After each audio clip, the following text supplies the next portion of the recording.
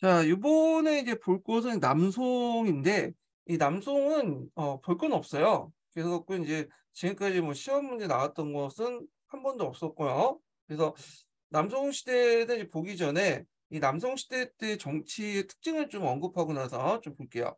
자, 이 남송 시대 때는 대금이나 그다음 대몽골 그런 관계 때문에 그 남송 정권이 안정하지 못했고, 그다음에 두 번째로는 상대권이 상당히 좀 약했고요. 오히려 재산권이 상당히 강했다. 그래서 이제 고종 때 뭐 진해라든지 그 영종 때 뭐 그 한탁주 같은 사람들, 그다음에 이종 때 뭐 삼이와 이런 사람들이 대표적인 이제 권세 있는 그 재상이죠. 그래서 이런 특징을 가지고 있다는 걸 좀 기억을 해 두시면 되고, 그다음에 이제 그 주화파하고 금성 때 초기 때죠. 그러니까 남성 초기 때 주화파하고 인제 주전파 간의 어떤 대립이 좀 심했다.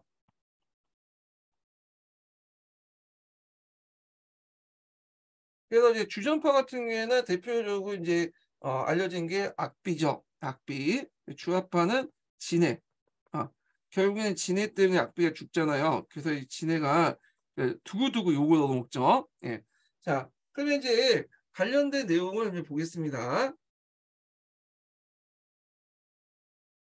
자, 여진족이 건국한 금에 의해 북송이 멸망하자 고종은 강남으로 도피해 남송을 건국했다.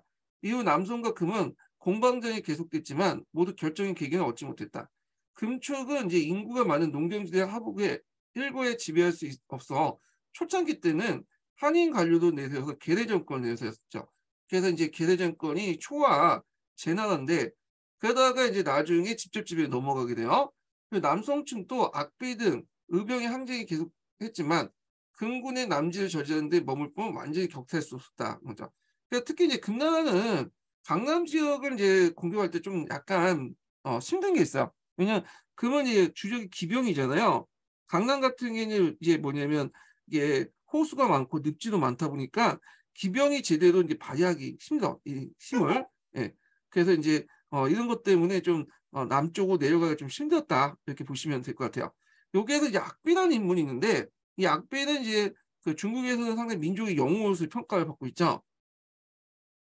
자, 여기 보면 그 북송말 남송 초의 빈농 출신으로서 금나라와 전쟁을 치른 장소로서 호북성 일대를 부대도한 그의 군대는 악가군이라고 해요. 정예병이었다. 그래서 한세충하고 장준 등과 협력해서 금군의 남침을 저지하는데 전공을 올렸고, 우리나라는 충무공 이순신처럼 추앙받는 중국 민족의 영웅이었다. 자, 그래서 이 악비와 대립된 인물이 진해라는 인물이 있죠. 이 진해. 예. 그래갖고 이제 나중에 진해에 의해서 악비가 죽게 되거든요. 친한 진해는 이제 완전 중국 민족이 한간으로 이제 시켜 가지고 이완용 취급받고 있고, 악비는 이제 아까처럼 이순신 취급받고 있는데, 최근에는 중국 정부의 이제 평가가 좀 약간 달라지는 경우도 있어요. 그래서 중국 정부의 이제 공식적인 평가를 보면 다민족 통일 국가론에 의하면 진해는 나름대로 여진족을 포용하려고 했던 사람이고, 그 악비는 한족 그 뭐냐면 그 민족주의자다. 그래 갖고 인제 악비를 상당히 좀 나쁘게 평가하는 경향이 있거든요. 근데 대부분 사람들은 이제 그냥 중국적인 이제 최근에 이제 그 주장이고, 대부분 이제 뭐 중국 사람들, 한족들 같은 경우에는 악비를 상당히 높게 평가하죠. 우리 입장을 볼 때도 진해 같은 놈보다는 악비 같은 사람이 편하잖아요. 그 높게 평가할 수밖에 없겠죠. 비록 민족은 다르더라도 이 진해는 이제 금나라에 붙었던 배신자고, 이 악비 같은 경우에는 그 뭐냐면 그 악비 같은 경우에는 이제 뭐냐면 그 우리나라 같은 충신이잖아요. 예. 그래서 이제 그렇게 평가할 수밖에 없었다는 거죠. 예. 자, 하여튼 뭐 이거는 평가 문제고 중요한 건 아니에요. 자, 그다음에 계속 읽어 보면, 자, 이에 따라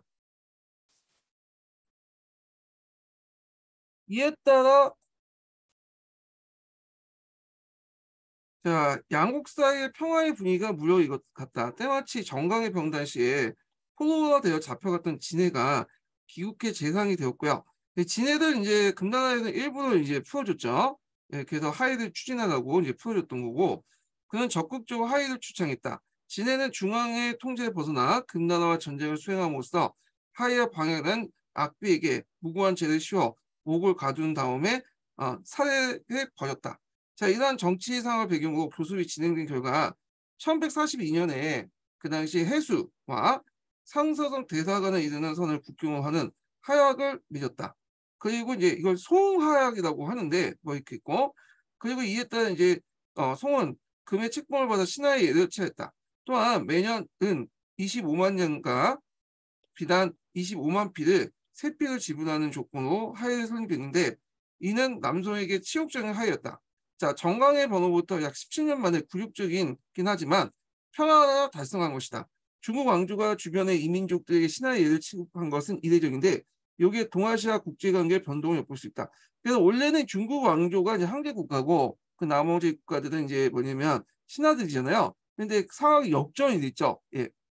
물론 이제 이것도 나중에 해동왕이 이제 나중에 남침에 들어오거든요. 해동왕 이후에 또 조약을 다시 맺어가지고 그 관계가 숙제 관계로 바뀌어요. 이거는. 네. 자, 남송의 영토와 인구에 있어 비록 북송의 5분의 3 정도 축소되었지만 대신 비옥한 강남 지방의 개발을 주역해 생산량은 오히려 북송식을 능가했다는 거죠. 그래서 더 이상 이제 강남의 물자를 뭐냐면 강북 보낼 필요 없었잖아요. 강남 자체에서 이제 써버리면 되잖아. 그러다 보니까 오히려 생활은 더 나아졌다 보시면 될 것 같아요. 자, 또한 주의나 육구형 같은 뛰어난 사상가들이 나타났고, 이 주자학 설립과 보급으로 인해 유교 이념이 폭넓게 정착되었다. 자, 군사적인 열세임에도 불구하고 북송의 문화적 전통과 경제적 풍요를 이어받을 수 있어 북송과 거의 비슷한 150년을 유지했다. 자, 남송의 경제적 변형은 잠깐만요. 자, 남송의 경제적 변형은 상업과 도시의 발달에서 가장 잘 드러낸다. 자, 도자기와 비단, 종이 등 각 지방의 특산품이 지역의 유통망을 통해 각지로 운송되었고, 특히 외국 무역도 활발해졌다. 이에 따라 수도 이만은 150만을 거주하는 대도시를 또 발돋움했으며, 대도시의 번영은 그곳에 거주한 시민들의 생활을 향상시켰다. 그래서 그리고 이들에 의해 이제 남송 시대에 새로운 성인 문화가 활짝 꽃피우게 되었다. 그러나 이제 남성에게는 북송을 물려받은 두 가지 문제가 여전히 존재했는데, 하나는 대토지 소유의 진행으로 인해서 토지 소유의 불균형이 여전해 재정 수요에 막대한 지장을 초래했고, 또 하나는 북방의 이민족, 즉 금조의 위협이었다. 자, 중앙 회복의 열망에도 불구하고 군사 열세는 여전했으며 금군의 위협 때문에 군사부 지출 해마다 늘어나 재정을 악화했다. 특히 13세기 초 건신이었던 한탁주가, 한탁주는 이제 그 영종 때 이제 건신이에요. 예. 그래서 앞에서 얘기한 것처럼 이제 남송은 재산권이 되게 강하다고 했죠. 예. 그래서 한탁주가 정권을 잡고 북벌을 감행했다. 실패한 뒤 그 압박이 한층 심해졌다. 자, 이것은 또 다른 형태의 통치에 낳는 원인이 되었다. 즉 불완전한 대외관계와 황제권 약화로 인해서 건신들이 정치 전횡이 계속되었다. 이미 고종시대 때 진해가 그랬고 영종시대 때 한탁주가 이었다. 그러나 이종시대 때는 이제 삼위원, 남송 말의 도종 등 가사도가 역시 마찬가지다. 이렇게 했죠. 자, 그러나 명분론과 공명시에 사로잡힌 위정자들은 새로 등장한 몽골과 연합해 금조를 공략하는 군사적 모험을 간행했다. 이게 상당히 패착이죠. 이 몽골이 그 당시 이제 금나라를 압박해오고 금에 이제 그 항하 이북당들을 거의 이제 장악하고 있었거든요. 그러면 금이 아무리 싫다고 해도 송나라 입장일 때는 그 금하고 연합을 해갖고 원나라를 저질렀어야지, 남한을. 그래서 왜냐하면 이제 금을 멸망한 다음에 그 다음에 송아냐. 근데 송나라 멍청하게 원나라와 손을 잡고 금을 공격을 했던 거죠. 예. 자, 이런 것들이 뭐냐면 외교 실패와 연결돼 있죠. 국제 정세를 판을 제대로 못 읽었던 거야, 이 송나라가. 자, 북송만의 금이 대두되면서 금과 연합의 요를 공격했다. 오히려 북송의 멸망과 외교적 실패를 그대로 답습한 것이다. 이렇게 이제 있는데, 자, 이후 금이라는 완충을 역을 상실한 이제 그 남송은 몽골의 직접적인 군사적 위협에 직면하겠다. 결국 재정난에 이제 해결을 하려고 했던 가사도가 공정법을 이제 추진해도 불구하고 남송은 1279년에 몽골에게 정복되었다. 그래서 이때 몽골이 이제 쿠빌라이 칸이죠. 그래서 이제 나중에 얘기했지만 이 남송을 이제 정복하려고 했던 것은 이제 그 쿠빌라이 칸 형 때의 얘기예요. 플라그 때 이제 그 뭐냐면 계속 이제 했던 거예요. 몽케칸 때죠. 몽케칸 때 이제 계속 했지만 이게 잘 안 됐어. 몽케칸이 남송 양양성을 공격하다가 이제 그 전사를 하거든요. 그 남송 정부에 좀 힘들었던 게 뭐냐면 여기에 이제 강대랑 양자강이 있었어요. 양자강. 예. 그래서 양자강 해수도 이제 공격하다 보니까 여기에 막힌 거야. 그래서 이제 하여튼 근데 양양성을 점령하고 나서 이제 국방이 무너지게 돼요. 예. 자, 하여튼 이렇게 있고. 자, 결국에 송대에는 경제 문화 면에서 이전 시대에 뒤처지지 않는 역대 최고의 수자에 이뤘지만 내륙아시아의 거란족, 여진족, 몽골족 및 티베트 부족들은 중국 내부의 치니까 정복 역시 최고를 이루었다. 그렇다면 왜 송전이 이러한 무력 대결에 계속 취약점이 보이는가? 그 원인 중에 하나가 이제 그런 그 관료제도와 군사주의의 문제점이 있죠. 그래서 게다가 문치주의적 무신 관료제가 성립되면서 쿠데타의 가능성을 가진 무인색들 철저히 견제하고 과거제 기능이 강화되면서 이러한 경향이 더욱 강해졌다. 문치우의 사회는 중국의 유교 국가의 이상 중에 하나였지만 송만큼 철저히 이 원칙을 고수한 국가가 없었다. 자, 이러한 정책과 분위기는 송조를 군사적으로 허약한 상태로 만들어 놓았고 결국에 멸망의 원인이 되었다. 또 한 가지는 자신의 적에 대한 정보에 어두웠다는 점을 들 수 있다. 진난과 수왕조는 교육과 사절을 통해서 왜냐하면 이제 이런 왕조들은 서역 정벌도 하고 여러 가지 또 외부 또 정보도 입수해갖고 국제 정세에 대해서 상당히 이제 좀 판을 잘 읽었거든요. 예. 그리고 적절하게 군대를 동원해가지고 서역도 정보하고 주변 민족도 통제하고 그랬는데 자 그리고 또 이제 뭐냐면 이의제라는 것들 통해서 이제 분열시켜놨죠. 근데 북송과 남송에 보인 외교적 어리석은 내륙아시아 민족들의 직접적으로 접촉을 갖지 못한 채 정보왕조의 등장으로 내륙아시아의 변화를 능동적으로 대처하지 못했던 것이 기인하다. 그래서 판을 제대로 못 읽었다는 거. 정보도 제대로 수집을 못했고. 예. 그래서 무조건 이제 민족주의 감정만 내서서 예전에 그 뭐냐 당했던 원수들을 좀 내가 원한을 갚겠다는 어떤 원초적인 감정에 있고 그래서 이제 외교를 하다 보니까 항상 이제 뭐냐면 이게 잘못된 외교 방향이 나타났다는 거죠. 예. 자, 그래서 이제 이렇게 있고, 그러면 관련된 내용은 이제 동계에서 한번 읽어볼게요. 동계, 남성 정권의 성격 관련된 내용. 예. 제가, 뭐냐면 오늘 약속이 뒤에 있기 때문에, 요거 남성만 좀 읽고 이제 끝낼게요. 예, 그 부분만. 그래서, 송나라 때 사회 경제 관련된 내용은 다음 시간에 하겠습니다. 일단 계속 읽어보겠습니다. 자, 정강 원년, 남성 정권의 성격 볼게요. 정강 원년에 북송의 수도 개봉구가 금군에게 함락되어 정강의 변이라고 하죠. 북송이 멸망할 때는 새 정권을 창출하는 세력이 두 곳에 있었다. 하나는 개봉부에 남아있었던 장방천 이하의 북송 관료 집단이고 또 하나는 그 당시 이제 하북지방에 원수부를 설치하여 근황병을 모집하고 있던 강한 고종이죠. 중심한 세력이었다. 자, 그래서 이제 금은 송의 관련 장방철을 내세워서 그 당시 계대 정권인 초국을 이제 만들었고요. 그리고 그를 황제로 임명했다. 그 다음에 이제 여기 좀 약간 오타인 것 같은데 초국이 이쪽이 아니죠. 그래서 이게 초국이 되는 거죠. 왜냐면 얘네들이 이쪽으로 이제 연결되니까. 그래서 금나라 같은 경우에는 이제 직접 지배가 좀 무리가 있다고 생각해서 아직까지 좀 간을 보기 위해서 초나라 제네 같은 이제 뭐냐면 계대 정부를 세워갖고 이제 좀 간접 지배 형태를 했어요. 초창기 때는. 자, 하여튼 그 있고 간왕 집단은 뒤따라온 내려온 북송의 관료와 군대를 정리하여 남하여 응청부 오늘 남경에 들어갔다가 여기에서 이제 남송 조건을 세우고 그리고 신망의 두통 이강을 재상으로 기용해서 일단 숨을 돌리게 되었다. 그래서 응청부에서 나중에 이제 항주에 가갖고 이제 여기 정착을 하게 되는 거야. 예. 그래서 처음에 이제 수도는 남경이었다가 나중에 그 이만으로 옮겨져. 그래서 앞에서 이제 내용은 이제 이만 항주가 여기 내용이에요. 그래서 항주를 이렇게 남경을 적어놓은 게 잘못된 거죠. 예. 자, 그래서 있고 이는 4세기 초에 오후의 침입으로 진이 망하고 강남을 내려간 동진 정권의 성격과 유사하다. 금군은 남송을 정벌하기 위해서 양자강을 건너서 강동, 강서, 양절 지방에 이제 유인하고 고종을 쫓아서 명주까지 추격했으나 실패했다. 그래서 금군이 돌아가는 길에 장준이나 항세충, 유광재, 악비 등이 이제 그 뭐냐면 등이 조직한 게릴라 군대 전략에 심하려 참다한 피해도 있고 남송 정부의 한계를 느끼며 회군한 것은 남송의 위에서 참 당행한 것이다. 이렇게 있죠. 자, 고종은 강남의 이만에 가서 도하와 이곳의 수도를 정하고 남성 정권의 정기에 들어갔다.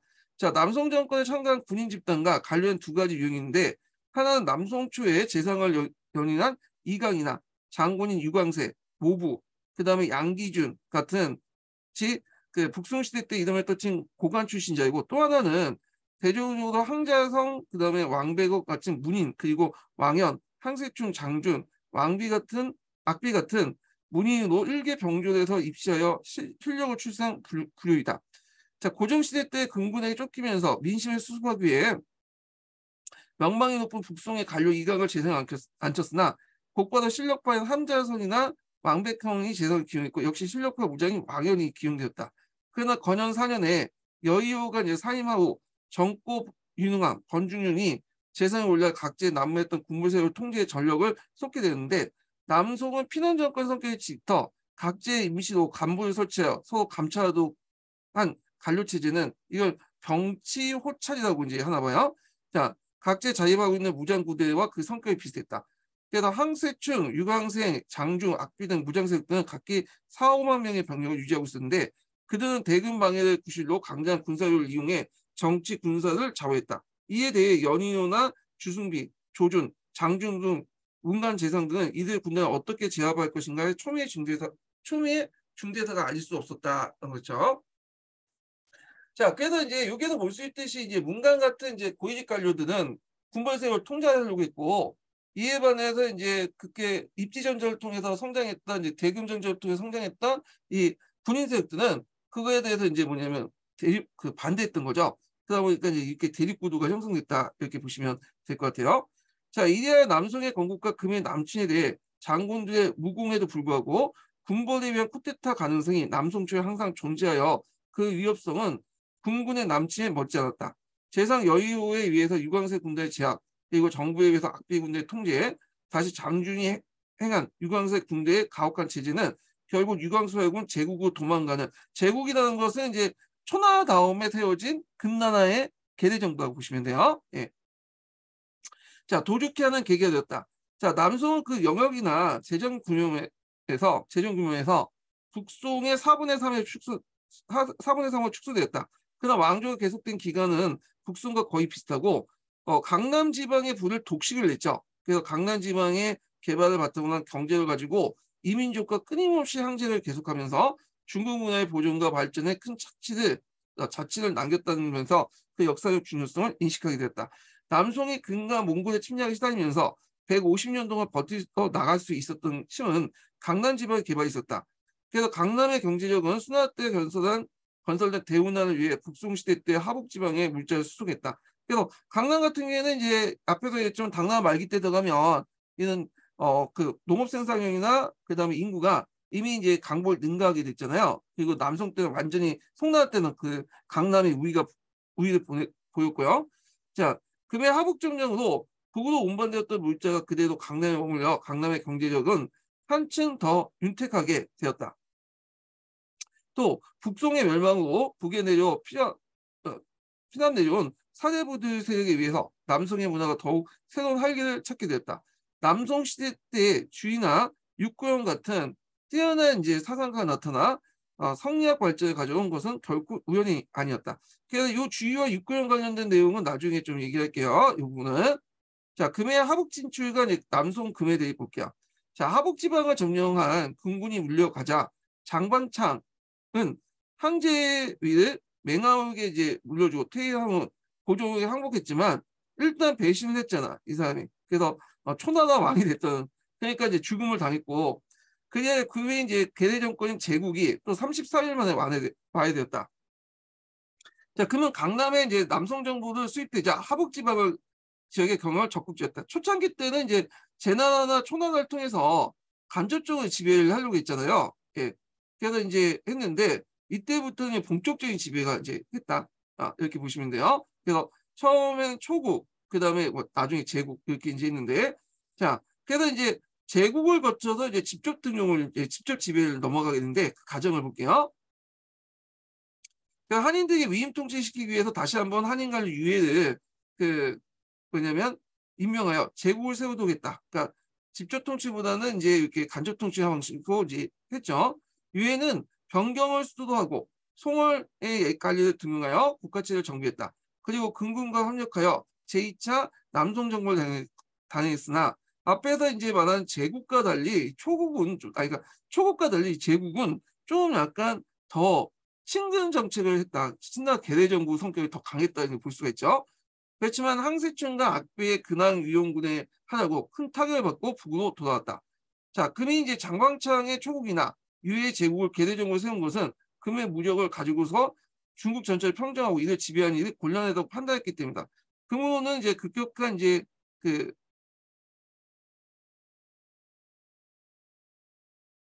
금으로서는 급격한 영토의 팽창으로 중국 내부에 깊숙이 들어와서 남송과 전쟁을 계속하는 일이 전략적으로 어렵다는 사실을 남송 정벌과 한인의 게릴라 정법에서 깨닫게 됐다. 특히 이제 양자강과 해수 유역 지역 같은 경우에는 금나라 이제 그 기병들이 활동하기가 상당히 불리한 지역이에요. 이 지역이요. 그런 상태에서 보급도 잘 안 됐죠. 보급선이 점점 길어지잖아요. 강남까지 내려오니까. 그러다 보니까 유격적으로 나와서 이제 보급선을 끊어버리면 금나라가 이제 장기적으로 뭐냐면 그 송나라 남성을 공격할 수 없게 돼요. 예, 이런 것들을 좀 같이 보시면 되고, 한편 유해 제국은 북송을 계승한 정통성에서 남송에 밀려 하북에 남아있던 한일의 지지를 얻지 못했고 국가로서 터전을 쉽게 다지지 못했다. 자, 정통 왕조였던 남송을 멸하기 위해 정벌에 나섰으나 결과는 참패로 끝났기 때문에 그 존립에 의해 상실하게 되었다. 이와 함께 남송, 제나라, 금나라 이렇게 이제 삼국 관계는 금에 의해서 제나라가 멸망당하고 금이 이제 직접 하북을 지배하게 되면서 송과 금은 국경선을 접하고 하전 양면에 이제 새로운 관계에 들어서게 됐다. 자, 남송과 금의 국제관계에서 주화파와 주전파의 대립은 심각해서 하위교섭이 쉽게 성립되지 않았다. 이거는 이제 뭐냐면 송나라에도 주화파, 주전파가 있었고 금나라도 마찬가지로 그게 있었죠. 자, 남송의 주화파는 진해였고 그다음 금에서는 황종인 단렌이었다. 이에 대해 이제 강경파는 악비를 비롯해서 이제 군벌이며 금에서는 전방의 장수들로 그 대표적으로서 올고가 있었다. 자, 근간에 이제 뭐냐면 하이 교섭은 소홍하이라고 이제 하죠. 그래서 이제 8년간 12년에 거쳐서 두 차례 거쳐 진행되었다고 해서 여러 번의 하전을 반복했다. 결국에는 나중에 이제 송하이를 맺게 돼요. 네. 자, 처음에는 금과 송이 하이 교섭은 금에 잡혀갔다가 돌아온 진해에 의해서 추진되었다. 있죠. 그래서 이제 진해가 왜 보내졌는가에 대해서 그 밑에 있어. 이렇게 보면 북송의 어자 중성이었던 진해는 정강의 변 때 이제 초국 건국에 반대하여 시종과 함께 금나라에 잡혀가서 달렌의 노예가 되었으나 송금의 금화의 이제 고습에 의해서 이 달렌은 온건파죠. 그래서 합병파자는 남송으로 보내졌다. 그러니까 진해를 보내가지고 그게 뭐냐면 좀 더 교섭을 원활히 하기 위해서 그랬다. 이렇게 보시면 될 것 같아요. 자, 그래서 이제 이렇게 있고 계속 읽어볼게요. 그 정도 하이를 원하고 있었기 때문에 진해를 제사로 임명하면서 주전론자를 누르고 하이가 성립된 듯 하였다. 그러나 송의 주전론자들은 우한케 된 그 신사를 이게 신하를 이제 뭐냐면 얘들 한 개 모시고 송나라 황제가 이제 신하라고 지칭하는 것에 있어서 중화사상에 어긋난다고 반대했고 더욱이 금의 조정에서도 점령지 반환에 강력하게 반발하고 나섰다.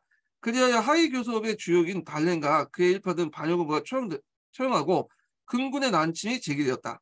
자, 송은 항세충, 악배 등이 하자고 금군의 남방 진출을 일단 저지했다. 그러나 금과의 전쟁에 들어온 고종은 진해의 하위론을 받아들여 전보다 더 불리한 조건으로 하위가 성립되었다는 거죠. 그래서 송하위가 이때 이제 설치됐는데 송하위와 관련된 내용은 그 미대인 교과서 보면 동아시아 미대인 교과서 보면 거기 나와 있어요. 예. 그래서 그 내용을 보면 국경선을 시수가 아니라 해수거든요. 예, 하이수에서 해수이라고 하죠. 해수에서 대사관에 이르는 북쪽 땅을 금에게 하장하고 송은 금에게 신하의 예를 친하면서 매년 이게 나중에 이제 숙제관계 또 바뀌어요.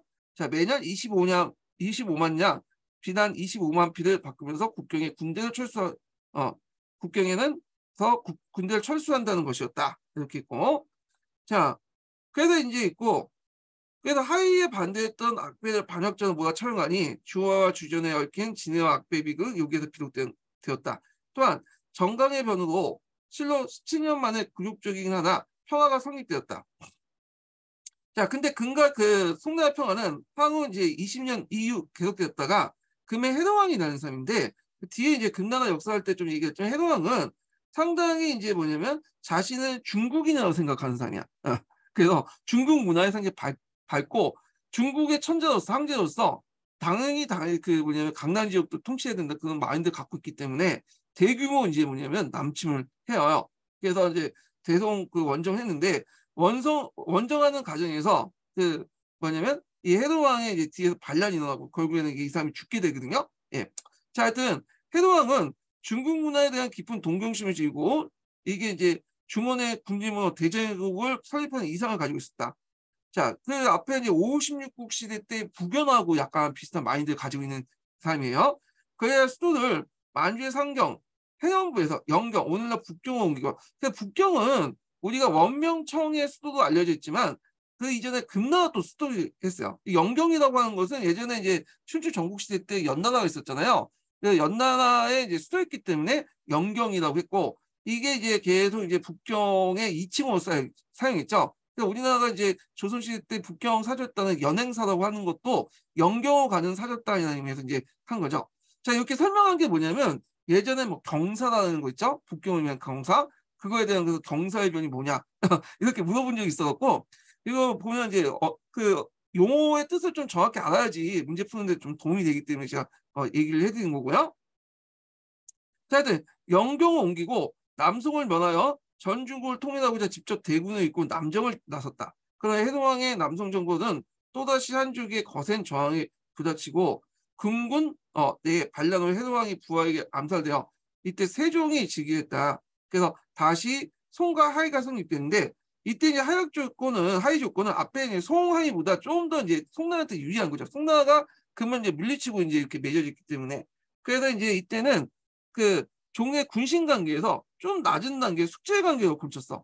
예. 그래서 낮은 대로 나은 거야. 군신 관계는 신하하고 그런 이제 한계간의 관계잖아요. 숙제 관계는 이게 이제 조카하고 이제 큰아버지 관계, 작은아버지 정도 관계니까 그래서 좀 나은 거죠. 자, 그래서 이제 이렇게 이제 좀 보시면 될 것 같고요. 자, 그래서 이제 남성 시대 때 이제 정치적 그 변천을 이제 좀 보면 되게 이제 고관 출신자와 이 실력파의 대립, 이런 것도 있었고 이런 것들이 이제 여기 나오나 모분의 난로를 통해서 뭐냐면 호출돼 나왔어요. 진압됐지만 그래서 이제 여러 가지 이제 개혁도 있었다. 이런 내용도 이제 같이 이제 보시면 될 것 같고요. 자, 남성 시대 때 정치적 변천을 볼게요. 자, 남성의 고종은 20세에 그 뭐냐 황제에 올려 어려운 시대를 잘 견디면서 남성 정권의 기틀을 마련한 후 호종에게 양위를 이제 물려놨다. 그래서 여기 보시면 이제 제가 잠깐 정리한 표에 보면 그 심화 규제에 보면 남성의 이제 계승도가 있거든요. 이렇게 이렇게는 뭐 중요한 건 아닌데 고종만 외워두시면 돼요. 그 뒤에는 뭐 그냥 넘어가셔도 되는데 하여튼 요 계승도 그 계승도 참고하시고요. 자, 그럼 계속 읽어보겠습니다. 자, 여기 남성 시대의 가장 중요한 정치 군사적 문제는 대금정 대책이며 이 과정에서 주화파와 주전파의 갈등이 심했다. 자, 주전파의 대표적인 인물은 남성 초의 금의 남침을 학비 전투에서 대승을 거둔 악비이고 주화파는 정강의 병 때 시종과 함께 금나라 잡혀갔다 혼란은 진해였다. 결국에는 주화파 모략으로 악비 부자가 감옥에서 독살되니 39세 일기로 생을 마친 악비의 추녀를 그 당시 중국인들이 지금도 추모하고 있다는 거죠. 자, 금과의 대결로 남성 정권은 안정하지 못했다. 북송시대에 비교할 때 황제권의 허약함이 계속되었다. 그래서 이에 따라 재상의 전횡이 이제 심각하게 나타났는데, 즉 고종시대 때 진해, 영종시대 때 한탁주, 이종시대 때 삼위원, 그리고 남송과의 도종 때 가사도가 그들이며 남송의 정치사는 이들에 의해서 좌우되면서 재상 정치가 계속됐다. 자, 고종시대에는 금과 하이가 성립돼서 번영이 계속됐고 고종시대 때 불안한 사회 경제적 안정을 찾게 됐다. 그러나 북송 시대 때 이래 당쟁은 남송 때도 계속되어 특히 대금하전 논쟁으로 이어졌으며 호종 말년에는 궁중의 대간파와 동학파 간의 대립이 심했다. 그래서 이제 앞에서 이제 북송 때는 신법당, 구법당의 논쟁이 심했잖아요. 근데 이제 남송 시대 때는 구법당이 이제 뭐냐면 정권을 장악했어요. 그렇지만 그 안에서도 또 두 개파 물론 이제 나누지만 대간파, 도학파, 하전파, 주전파 이런 식으로 이제 막 싸웠다는 거죠. 자, 호정은 고종의 설례에 따라 강종에게 양해에 응거했고 강종은 부족함이 많아서 얘 좀 약간 이제 지체 장애인 같은 그런 성격을 가지고 있었나 봐요. 예. 하여튼 부족함이 많아 신하들 강요에 의해서 아들 영종에게 양해하고 물려다니 양해의 공을 세우기가 한탁주였다. 이때 재상 조영우가 도학의 계통이요. 도학이라는 것은 이제 어떤 명분론, 정통론을 되게 강조하는 그런 일이거든요. 그래서 도학의 계통이요. 한택주는 신법당 계통으로 서로 받지가 않았다. 그래서 이 한탁주 같은 경우에는 대부분 구법당의 정치적인 어떤 그 계열 속에 이게 특이하게 신법당 계통이야. 예. 그래갖고 이 도학파 입장을 때는 맞지가 않는 거야. 앞에서 했지만 이제 대부분 그 당시에 이제 사람들은 주로 이제 구법당이잖아요. 구법당인데 갑자기 뜬금없이 이제 좀 아싸였던 이 도학 그 신법당 계통의 한탁주가 들어왔으니까 서로 맞지가 않았겠죠. 자, 도학파는 주로 이제 어떤 대의 명분 이런 것들, 중화사상 이런 것들을 이제 강조했던 사람들이고 이 사람들은 좀 뭐냐면 뭐냐면 좀 약간 명분을 되게 강조했기 때문에 이렇게 이제 좀 약간 융통성이 좀 떨어지는 집단들이에요. 그래서 이때 이제 대표적인 이제 그 사람 중에 주의도 여기 이제 뭐냐면 도학파 일환이라고 보시면 돼요. 이 사람도 이게. 자, 도학파는 신인학자들 하향을 받고 과거 시험에 급제한 자가 많자 한탁주는 조효와 주의일파를 배척하기 위해서 이거는 뭐냐 도학파 관련된 내용이죠. 도학을 가짜한 것, 즉 위학으로 뭐라 그만이 근본의 당금이 나간다. 그래서 그때 이제 주작이 이제 약간 이제 탄압을 받았다 이렇게 보시면 돼요. 그러나 한탁주의 금의 정벌이 실패하고 3.15 일패하게 이제 피살되어 그의 시체가 이제 금에 보내져 하의가 다시 성립됐고 그래서 이제 앞에서 이제 해동왕 때 숙제관계 바뀌었잖아. 근데 또 백제관계 격상돼요. 그래서 이제 송하이 때에 뭐냐면 신하관계로 됐죠. 그러다가 해동왕이 이제 뭐냐면 쳐들어와서 다시 신하관계에서 숙제관계 그러니까 작은 아버지와 이제 조카 관계 있다가 그 다음에 이제 앞에서 이제 그 금나라를 쳤죠. 한탁주가. 그래서 다시 이제 또 뭐냐면 졌잖아. 그래서 백질 관계로 바뀌어. 네. 백질 관계는 큰아버지 관계죠. 그러니까 여기는 좀 약간 좋아졌는데 여기는 더 좀 나빠진 거죠. 격이 큰아버지니까. 그리고 여기는 세패를 좀 많이 경감했거든요. 해동왕이 패배했으니까 여기는 근데 금나라 이겼기 때문에 세패가 다시 올라가는 그런 거야. 그래서 이렇게 세 번에 거쳐서 이제 금나라 송나라 간에 큰 하이를 맞게 되는데 그때마다 이제 뭐냐면 관계가 변했다 이렇게 보시면 될 것 같아요. 자, 그런데 삼위원은 영종 다음에 이종을 옹립했고 그 공으로 일당 정치를 했으니 하나니 그의 전제 정치를 비판한 다수의 도학자 유용이나 진덕수, 정약sun 등은 조정에서 추방하고 정치를 전행했다. 그래서 삼위원이 죽은 해 이종의 친정씨가 되자 정치개혁을 착수했는데 이른바 이걸 당평의 갱하라고 한다. 여기 이제 이종 때 이제 연호가 당평에서 했는데 도학자였던 이제 이때 이제 도학자 같은 경우에는 이제 이 사람들이 많이 드는데요. 도학파들 주위가 속한 파들이 도학파요.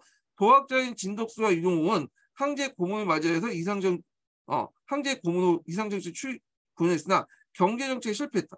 보통 이 도학자들은 그냥 명분, 의리 이런 것들만 강조하기 때문에 좀 실무적인 능력도 없고 융통성도 없어요. 그러니까 좀 약간 이제 이런 측면에서 이제 뭐냐면 말만 좋은 거지 전반적인 개혁은 실패했다. 실효성이 없다는 거죠. 예.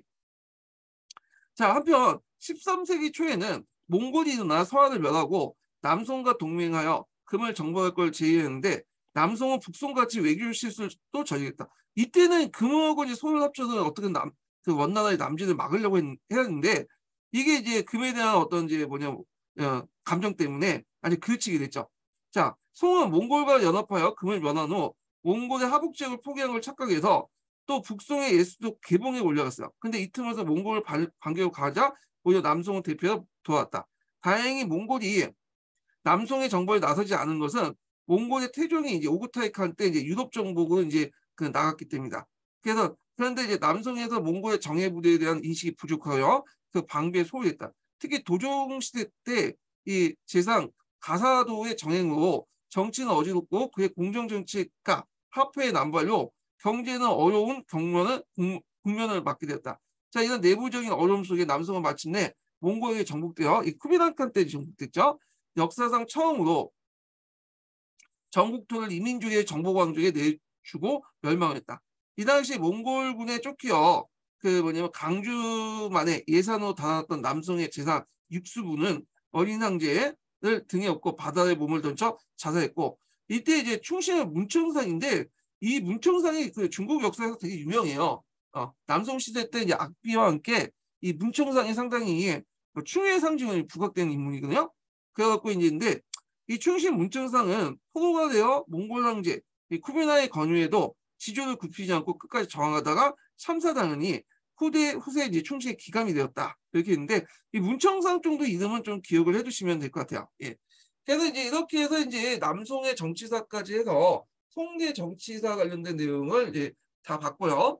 그 다음에 다음 시간에는 이 송나라 때 사회경제 문화와 관련된 내용을 진행을 해보겠습니다. 오늘 이제 수고하셨고요. 예, 다음 시간에 뵙겠습니다.